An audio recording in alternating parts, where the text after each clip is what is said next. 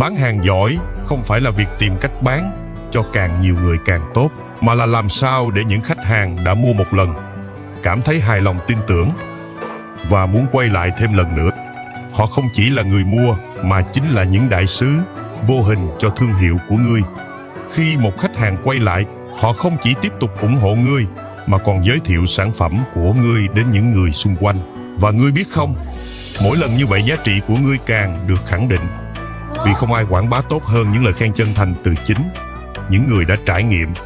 Bài học ở đây chính là hãy khiến khách hàng của ngươi trở thành những người giới thiệu, và chính họ sẽ mang lại sự phát triển bền vững cho thương hiệu. Thành công không đến từ số lượng bán ra, mà từ sự gắn bó lâu dài của khách hàng.